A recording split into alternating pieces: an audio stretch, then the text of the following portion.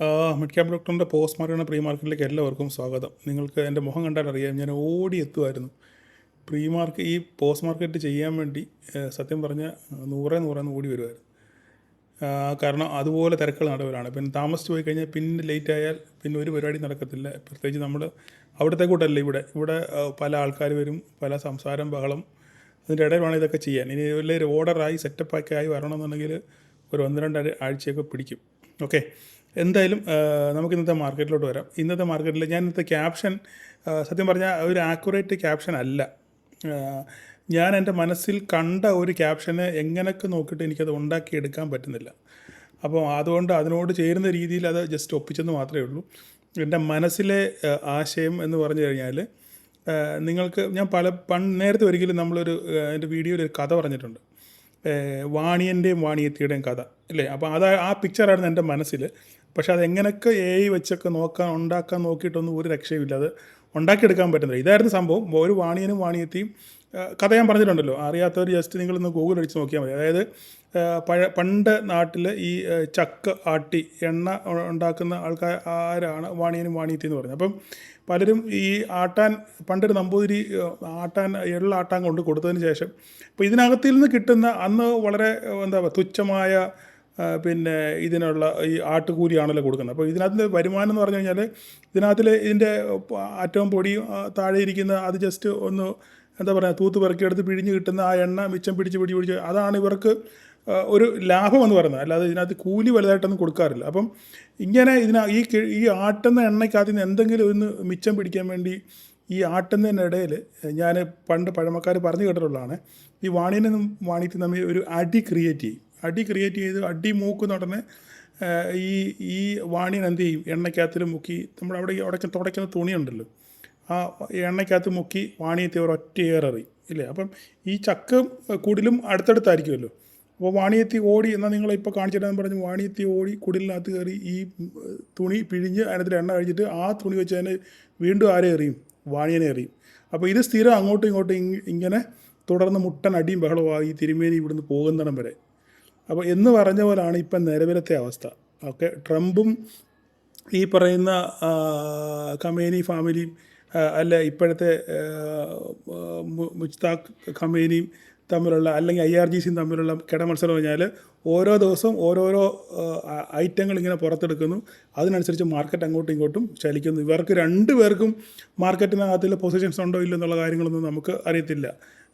അപ്പം മനസ്സിലാക്കി കഴിഞ്ഞാൽ ഇവർ രണ്ട് കൂട്ടരും ഇതിനകത്ത് നമ്മളെയൊക്കെ ഇളഭ്യരാക്കി കൊണ്ടമാനം ലാഭങ്ങൾ കൊയ്യുന്നു എന്നാണ് മനസ്സിലാക്കുന്നതും ഇതിനെപ്പറ്റിയുള്ള വിദഗ്ധർ പറയുന്നതും ഇല്ലേ. ഒരു കൂട്ടർ പറയുന്നു, ഓക്കെ ഞങ്ങളെല്ലാം അവസാനിപ്പിച്ചു, അറ്റാക്കുകൾ GCC അറ്റാക്ക് ചെയ്യുന്നു അവസാനിപ്പിച്ചു, ഹോർമോസ് ഞങ്ങളിനി അവിടെ ഓപ്പൺ ആക്കി, പ്രശ്നങ്ങളൊന്നും ഇല്ല എന്ന് പറഞ്ഞു. ഉടനെ മാർക്കറ്റ് മുകളിലോട്ട് കയറുന്നു.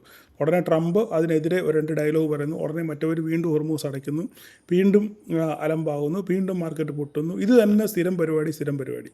ഇതെല്ലാം ഇപ്പോൾ മാർക്കറ്റ് നടക്കുന്നത്. അപ്പം ഇനിയും ഞാൻ കഴിഞ്ഞ 2 ദിവസങ്ങളിലെ വീഡിയോകളിൽ ഞാൻ കൃത്യമായിട്ട് പറഞ്ഞു, മാർക്കറ്റ് ഇനിയും ഇതിൻ്റെ പേരിൽ, ഇങ്ങനത്തെ ഈ യുദ്ധത്തിൻ്റെ പേരിൽ മാർക്കറ്റ് ഇനിയും ക്രമാതീതമായിട്ട് താഴെ പോകത്തില്ല എന്ന് തന്നെയാണ് എൻ്റെ വിശ്വാസം. അടിവരയിട്ട് പറയുന്നു, എൻ്റെ മാത്രം വിശ്വാസം. അതിനെതിരെ സംഭവിക്കാം. കാരണം ഈ യുദ്ധം തുടങ്ങി മാർക്കറ്റ് 22,000 വരെയൊക്കെ പോയി, അതിനുശേഷം റിക്കവർ ചെയ്തു. പിന്നെ വലിയ നെഗറ്റീവ്സ് ഉണ്ടായിട്ടും മാർക്കറ്റ് അധികം താഴെ പോയില്ല. ഒരു പരിധി വിട്ട് മാർക്കറ്റ് താഴെ പോയില്ല. ഇന്നലെ ഞാൻ തന്നെ വെള്ളിയാഴ്ച മാർക്കറ്റ് ക്ലോസ് ചെയ്തപ്പോൾ ഏകദേശം 800 പോയിൻറ്റോളം ഡൗ ജോൺസൊക്കെ അപ്സൈഡ് ക്ലോസ് ചെയ്തു. നിഫ്റ്റി ഏകദേശം 300 പോയിൻറ്റോളം അപ്സൈഡ് ക്ലോസ് ചെയ്തു. അപ്പം പിന്നെ ഞാൻ പറഞ്ഞ പോലെ തന്നെ എടുത്തവരുടെയൊക്കെ ഉള്ളിൽ താളം തുടി കൊട്ടിയെങ്കിലും മാർക്കറ്റ് ഫ്ലാറ്റായിട്ടാണ് ഓപ്പൺ ചെയ്തതിന് ശേഷം മാർക്കറ്റ് കൺസോൾട്ടേഷൻ സ്റ്റേജിലേക്ക് പോകുമായിരുന്നു. അപ്പം മാർക്കറ്റ് വലുതായിട്ട് പൊട്ടിയില്ല ഇല്ലേ. ആ ഒരു വ്യാഴത്തെ ക്രൈറ്റീരിയ തന്നെ എന്ത് ചെയ്തു, മെയിൻറ്റെയിൻ ചെയ്തു. അപ്പോൾ ഓപ്ഷൻ സെല്ലേഴ്സ് ധാരാളം കാശുണ്ടാക്കുന്നുണ്ട്. പക്ഷേ ഓപ്ഷൻ ബയേഴ്സിന് മാന്യമായി ട്രേഡ് ചെയ്യുന്നവർക്ക് അത്യാവശ്യം ലാഭം എടുക്കാനുള്ള അവസരം ഇന്നും മാർക്കറ്റിലുണ്ടായിരുന്നു. ഞാൻ എപ്പോഴും പറയാറുണ്ട്, രാവിലെ മുതൽ വൈകുന്നേരം വരെ കുത്തി ഇതിൻ്റെ ചുവട്ടിൽ ഇരിക്കുന്നതിനകത്തിലല്ല കാര്യം. മിനിമം ടൈമിൽ നമ്മൾക്ക് മാന്യമായ ഒരു വരുമാനം കിട്ടിയാൽ അതും കൊണ്ട് നമ്മൾ മാറി നിൽക്കാൻ പഠിക്കുക. കാരണം ഇത്രയും നാൾ നിങ്ങൾ പല സ്ട്രാറ്റജികളും പരീക്ഷിച്ചു, പല ഐഡിയകളും പരീക്ഷിച്ചു, എല്ലാം പരാജയപ്പെട്ടു. ഇല്ലേ? എല്ലാം പരാജയപ്പെട്ടു. ഞാൻ എപ്പോഴും വീണ്ടും വീണ്ടും നിങ്ങൾക്ക് ആവർത്തന വിരസത ഉണ്ടാകും.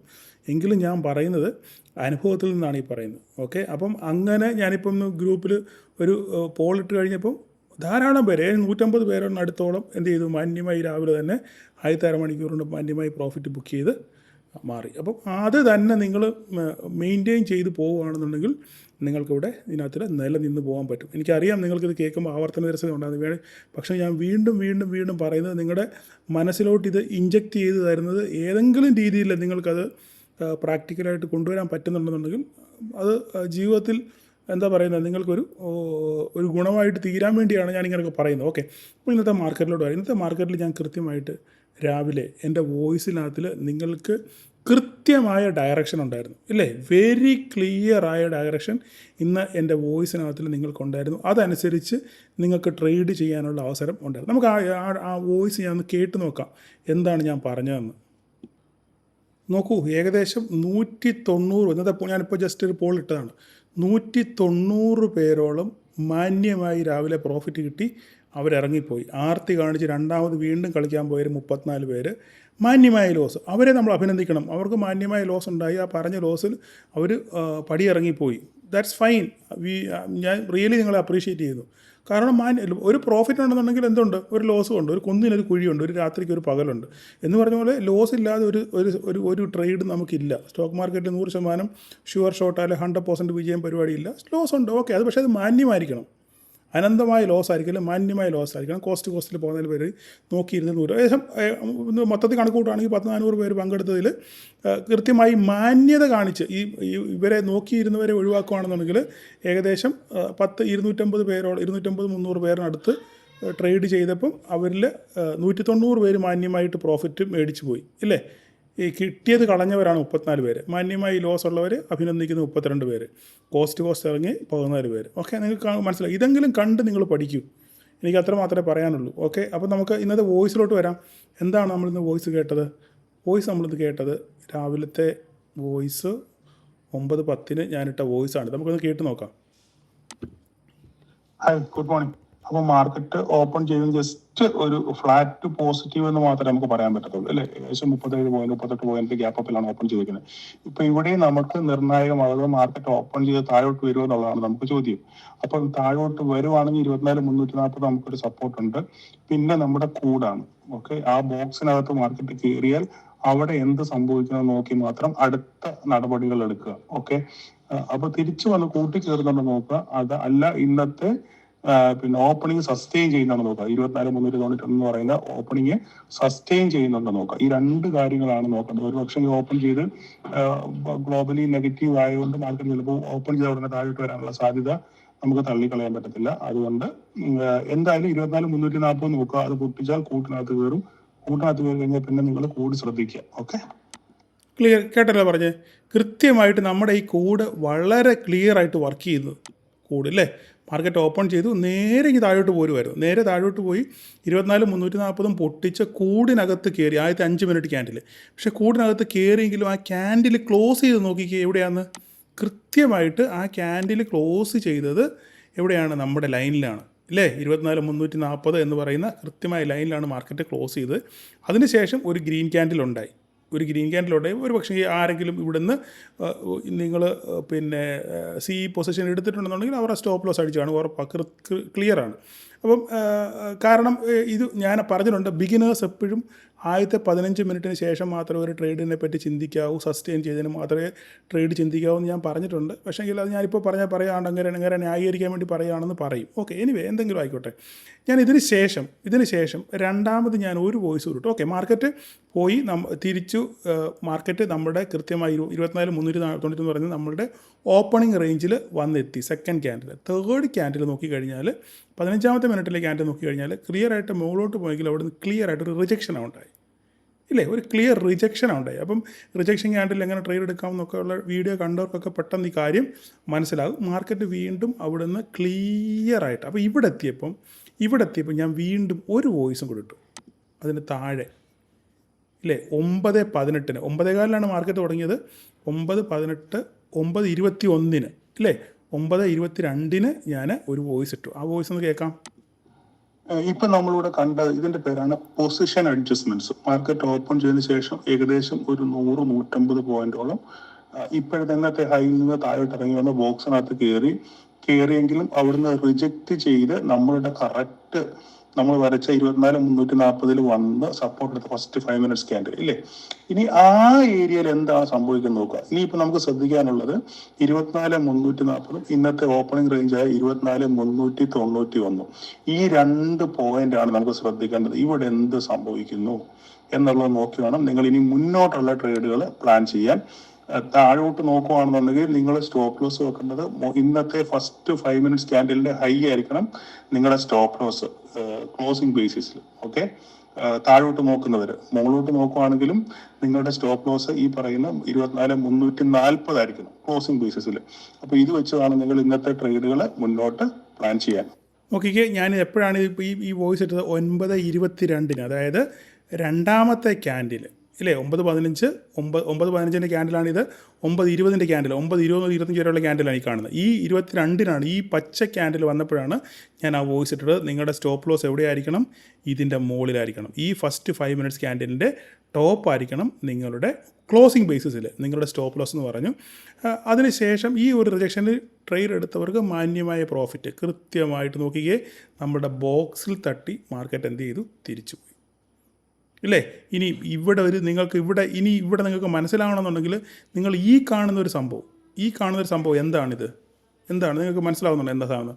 ഇതൊരു മോർണിംഗ് സ്റ്റാർ പാറ്റേൺ ആണ് ഇല്ലേ. പക്ഷേ മോർണിംഗ് സ്റ്റാർ പാറ്റേൺ നിങ്ങൾക്ക് എത്ര പേർക്ക് കണ്ടാൽ മനസ്സിലാവുമെന്ന് എനിക്കറിയത്തില്ല. ഇതൊരു മോർണിംഗ് സ്റ്റാർ പാറ്റേൺ ആണ് ഇല്ലേ. ക്ലിയർ ആയിട്ട് വന്നു, ഒരു റെഡ് ക്യാൻഡിൽ വന്നു, അതിനുശേഷം അവിടുന്ന് റിജക്ഷൻ ഉണ്ടായിട്ട് അവിടുന്ന് ഒരു ഗ്രീൻ ക്യാൻഡിൽ ക്ലിയർ ആയിട്ടുണ്ടായി. ഒരു മോർണിംഗ് സ്റ്റാർ പാറ്റേൺ ആയിട്ട് നമുക്കിതിനെ കണക്ക് കൂട്ടാം. എനിവേ എന്തായാലും മോർണിംഗ് സ്റ്റാർ അറിയാൻ വയ്യാത്തവർ കാണുന്നുണ്ടെങ്കിൽ ക്ലിയർ ആയിട്ട് നമ്മുടെ ബോക്സിൽ തട്ടി അവിടുന്ന് മാർക്കറ്റ് തിരിച്ച് കയറിപ്പോയി. അപ്പം ഇവിടെ രണ്ടിടത്തും നിങ്ങൾക്ക് ഒരു ഓപ്പർച്യൂണിറ്റി ഉണ്ടായിരുന്നു. അപ്പോൾ അത് ക്ലിയർ ആയിട്ട് എത്ര പേര് ഉപയോഗിച്ചു എന്നുള്ളത് നമ്മുടെ പോളിനകത്ത് ഞാൻ കണ്ടു. എങ്കിലും നിങ്ങൾ കമൻറ്റ് ചെയ്യുക, നിങ്ങളുടെ അഭിപ്രായങ്ങൾ നിങ്ങൾ കമൻറ്റ് ചെയ്യുക. വേറെ കൂടുതലൊന്നും എനിക്ക് പറയാനില്ല. അപ്പം ഇനി മാർക്കറ്റിൽ അതിനുശേഷം മാർക്കറ്റിൽ കൺസോൾട്ടേഷൻ മോഡിലോട്ട് തന്നെ പോയി. കുറച്ച് മുകളിലോട്ട് പോകുന്നു, താഴോട്ട് വരുന്നു, വീണ്ടും മുകളിലോട്ട് പോകുന്നു, താഴോട്ട് വരുന്നു, വീണ്ടും മുകളിലോട്ട് പോകുന്നു, താഴോട്ട് വരുന്നു. അവസാനം ലാസ്റ്റ് മാർക്കറ്റ് എന്ത് ചെയ്തു? മാർക്കറ്റ് ഒരു ഫ്ലാറ്റ് നോട്ടിലാണ് മാർക്കറ്റ് ക്ലോസ് ചെയ്തത്. ഈ ഏകദേശം നമ്മുടെ ഈ ലൈന് മുകളിലാണ്, 24,340 മുകളിൽ തന്നെയാണ് മാർക്കറ്റ് എവിടെയും പോയില്ല. മാർക്കറ്റ് ഇവിടെ ആ ഏരിയയിൽ തന്നെയാണ് മാർക്കറ്റ് നിന്നിരിക്കുന്നത്. അപ്പോൾ ഇനിയിപ്പോൾ നാളെ നമുക്ക് എന്താ സംഭവിക്കുന്നത്? ഇപ്പം ഈ മാർക്കറ്റ് ധാരാളം ന്യൂസുകളുണ്ട്. ന്യൂസിൻ്റെ ബഹളമാണ്. അപ്പോൾ ഞാൻ ഈ പറഞ്ഞ പോലെ തന്നെ ഈ വാണിയത്തിൽ ഒരു പിക്ചർ ഉണ്ടാക്കാൻ ഞാൻ AI വെച്ച് നോക്കിയിട്ടൊന്നും യാതൊരു രക്ഷയില്ല. അപ്പോൾ നിങ്ങൾക്ക് ആർക്കെങ്കിലും അങ്ങനെ ഒരു ഐഡിയ ഉണ്ടെന്നുണ്ടെങ്കിൽ ജസ്റ്റ് എനിക്കൊരു AI പിക്ചർ ഉണ്ടാക്കി തരുവാണെന്നുണ്ടെങ്കിൽ ഇതായിരിക്കും എൻ്റെ കൺസെപ്റ്റ്. ഇതാണ് ഞാൻ പറഞ്ഞ കഥയാണ് എൻ്റെ കൺസെപ്റ്റ് ഇല്ലേ. ഒരു വലിയൊരു ചക്ക്, അതിൻ്റെ അവിടെ ഒരു വാണിയൻ നിൽക്കുന്നു, അതിൻ്റെ അപ്പുറത്ത് ചെറിയൊരു കുടിൽ, ആ കുടിലിൻ്റെ വാതിക്കെ ഒരു വാണിയത്തിൽ നിൽക്കുന്നു. ഓക്കെ, അപ്പോൾ ഈ വാണിയൻ്റെ കയ്യിലൊരു എണ്ണയിൽ മുക്കിയ ഒരു തുണിയുണ്ട്. ഇതാണെന്ന് എൻ്റെ മനസ്സിലെ കൺസെപ്റ്റ്. പക്ഷേ ആ ഒരു കൺസെപ്റ്റ് ഉണ്ടാക്കാൻ ഞാൻ നോക്കിയിട്ട് ഒന്നാമത്തെ കാര്യം തിരക്ക് സമയമില്ല. അപ്പം അത് ഉണ്ടാക്കാൻ വേണ്ടി ഞാൻ നോക്കിയിട്ടൊന്നും ഒരു രക്ഷയില്ല, ശരിയാവുന്നില്ല. എങ്ങനെയൊക്കെ നോക്കിയിട്ട് അങ്ങോട്ട് റെഡി ആകുന്നില്ല. അവസാനമാണ് ഞാനിത് ഇങ്ങനെ ഉണ്ടാക്കി വെച്ചത്. അപ്പോൾ നിങ്ങൾക്ക് അങ്ങനെ ഒരു ക്രിയേറ്റിവിറ്റി ആർക്കെങ്കിലും അറിയാമെന്നുണ്ടെങ്കിൽ ജസ്റ്റ് നിങ്ങൾ എനിക്കൊന്ന് ഉണ്ടാക്കി അയച്ചു തരുവാണെന്നുണ്ടെങ്കിൽ നമുക്ക് ഇനി അടുത്തൊരു അവസരം ഇതുപോലെ വരുമ്പോൾ നമുക്ക് ആ പിക്ചർ നമുക്ക് ഉപയോഗിക്കാം. അപ്പോൾ ഓക്കെ, അത് ഞാൻ ജസ്റ്റ് പറഞ്ഞെന്ന് മാത്രമേ ഉള്ളൂ. അപ്പം ഇനി നാളെ എന്താ സംഭവിക്കുമ്പോൾ ഇപ്പം നിലവിൽ നാളത്തെ മീറ്റിങ്ങിന് ഇറാൻ വരുമെന്ന് പറയുന്ന ഒരു കൂട്ടർ, വരത്തില്ല എന്ന് പറയുന്ന ഒരു കൂട്ടർ. ഓക്കെ, അപ്പോൾ എൻ്റെ ഒരു കണക്കൂട്ടിൽ നാളെ ഒരു മീറ്റിംഗ് നടക്കാനുള്ള സാധ്യത ഉണ്ട് എന്നുള്ളതാണ്. കാരണം ഇറാൻ അങ്ങനെ തള്ളിക്കളയാൻ പറ്റത്തില്ല. കാരണം ഇനി അടി മേടിക്കാനുള്ള ഒരു കപ്പാസിറ്റി സത്യം പറഞ്ഞാൽ ഇറാൻ ഇല്ല. കാരണം ഇവരിനിയും കയറി നിരങ്ങുകയാണെന്നുണ്ടെങ്കിൽ ഇറാൻ ഇനിയും ബാക്കി കാണത്തില്ല എന്നുള്ളതാണ് എൻ്റെ ഒരു വ്യക്തിപരമായ കാഴ്ചപ്പാട്. അപ്പോൾ ഇപ്പോൾ ഒരു ന്യൂസ് വരുന്നത് ഇറാൻ്റെ ഒരു കപ്പലിനകത്തിൽ ഹെലികോപ്റ്റർ വഴി പിന്നെ US മിലിറ്ററി ഇറങ്ങി അതിനെ ആക്രമിച്ചു എന്ന് പറഞ്ഞൊരു ന്യൂസ് ഇപ്പോൾ ഇങ്ങനെ കേൾക്കുന്നുണ്ട്. ഇനി എന്തായി തീരും, ഇതിൻ്റെ ആഫ്റ്റർ എഫക്റ്റ് ഒന്നും നമുക്ക് അറിയത്തില്ല. ന്യൂസുകൾ അങ്ങോട്ടും ഇങ്ങോട്ടും ധാരാളം പറക്കുന്നുണ്ട്. അപ്പോൾ അതിനനുസരിച്ച് മാർക്കറ്റ് ഇങ്ങനെ ചാഞ്ചാടിക്കൊണ്ടിരിക്കുകയാണ് എപ്പോഴും. എന്തായാലും ഇപ്പോൾ നമ്മൾ ഗിഫ്റ്റ് നിഫ്റ്റി നോക്കുകയാണെന്നുണ്ടെങ്കിൽ ഇന്നത്തെ ക്ലോസിങ്ങിന് ശേഷം മാർക്കറ്റ് കുറച്ച് മുമ്പോട്ട് കുറച്ച് പോയിട്ടുണ്ട്. ഓക്കെ, അപ്പോൾ നമ്മൾ നോക്കുകയാണ്. ഇപ്പോൾ നെറ്റ് വളരെ സ്ലോ. അതാ നോക്കിക്കേ, ഇവിടെയാണ് ഈ ഏരിയയിലാണ് മാർക്കറ്റ് ക്ലോസ് ചെയ്തത്. ഈ ഏരിയയിലാണ് മാർക്കറ്റ് ഗിഫ്റ്റ് നിഫ്റ്റി ക്ലോസ് ചെയ്തതിന് ശേഷം മാർക്കറ്റ് ഇവിടുന്ന് പതുക്കെ കുറച്ച് ഒരു 10-60 പോയിൻറ്റോളം മൂവ് ചെയ്തിട്ടുണ്ട്.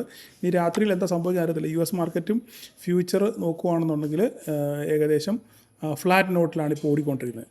ഡൗ ജോൺസ് ഇപ്പം ഫ്ലാറ്റ് നോട്ടിലാണ് ഓടിക്കൊണ്ടിരിക്കുന്നത്.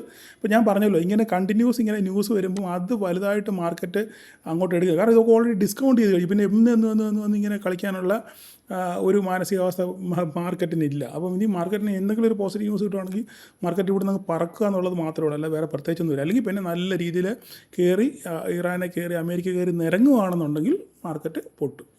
ഇതാണ് സംഭവിക്കാനുള്ള സാധ്യത. വേറെ ഇതിനകത്തിൽ എനിക്ക് കൂടുതലൊന്നും സംസാരിക്കാനില്ല. അപ്പം നമുക്ക് നോക്കാനുള്ള കാര്യം ഇനിയിപ്പോൾ നാളെ മാർക്കറ്റ് മോളോട്ട് അപ്സൈഡ് നമുക്ക് കിട്ടണമെന്നുണ്ടെങ്കിൽ നെറ്റൊക്കെ വളരെ ശോകമാണ് ഇവിടുത്തെ കാര്യം, കറങ്ങി വരുന്നതേ ഉള്ളൂ. അപ്പോൾ നാളത്തെ നമുക്ക് മാർക്കറ്റ് നോക്കണമെന്നുണ്ടെന്നുണ്ടെങ്കിൽ നമുക്ക് ആദ്യം നോക്കേണ്ടത് ഈ ഒരു ഹൈ ആണ്. ഓക്കെ, ഈ ഒരു ഹൈ ആണ് നാളത്തെ പ്രധാനപ്പെട്ട ഒരു കടമ്പ എന്ന് പറയുന്നത് ഈ ഒരു ഹൈ ആണ്. ഓക്കെ, ടെമ്പററി ആയിട്ട് ഞാനിവിടെ വരച്ചിട്ടേക്കാം. നാളെ ഈ ഒരു ഹൈ ബ്രേക്ക് ചെയ്തെങ്കിൽ മാത്രമേ നമുക്ക് ഒന്നിൽ ഗ്യാപ്പ് അപ്പിൽ ഇതിൻ്റെ മുകളിൽ ഓപ്പൺ ചെയ്യണം, അല്ലെങ്കിൽ ഇത് ബ്രേക്ക് ചെയ്യണം. എന്തെങ്കിലും മാത്രമേ നമുക്കൊരു അപ്സൈഡ് സംഭവമുള്ളൂ. അങ്ങനെ അപ്സൈഡ് വരുവാണെങ്കിൽ നമുക്കിവിടെ ഒരു ഡേ ട്രെൻഡ് ലൈൻ ഇവിടെ പോകുന്നുണ്ട്. ഡേ ട്രെൻഡ് ലൈൻ വരെ ആയിരിക്കണം നമ്മളുടെ ടാർഗറ്റ്. അപ്പോൾ നമുക്ക് കണ്ടറിയാം അടുത്ത ദിവസങ്ങളിൽ എന്താണ് സംഭവിക്കുന്നത്. നാളെ താഴോട്ട് വരുവാണെന്നുണ്ടെങ്കിൽ നമ്മുടെ കൂട് വീണ്ടും വാലിഡാണ്. ഈ കൂട് ഇപ്പോഴും ഇതിൻ്റെ ഇമ്പോർട്ടൻസ് മാറിയിട്ടില്ല. ഈ കൂട്ടിനകത്ത് വന്ന് കയറുന്നുണ്ടോ ഇല്ലയോ എന്നുള്ള കാര്യം നമ്മൾ നാളെ നോക്കുക. കൂടിനകത്ത് കയറിയാൽ കൂട് തകർത്ത് താഴെ പോവോ, അല്ല കൂടിനകത്ത് കിടന്ന് കളിക്കുമോ, അതോ ഇവിടെ വന്ന് തട്ടി തിരിച്ചു പോകുമോ എന്നൊക്കെ ഉള്ളത് ഇന്നത്തെ കൂട്ട് തന്നെ നാളെയും നിങ്ങൾ ക്ലിയറായിട്ട് വാച്ച് ചെയ്യുക. ഇത് മാത്രമേ എനിക്ക് പറയാനുള്ളൂ. എനിക്ക് കൂടുതൽ വേറെ ഒന്നും പറയാനില്ല. നമ്മൾ ചുമ്മാതെ വേറെ സംസാരിച്ചിട്ടൊന്നും കാര്യമില്ല. അപ്പോൾ നമ്മൾ റിയാലിറ്റി മനസ്സിലാക്കുക. ഓക്കെ, അപ്പം നാളെ എല്ലാവർക്കും ഒരു പ്രോഫിറ്റബിൾ ഡേ ആശംസിക്കുന്നു. Thank you all.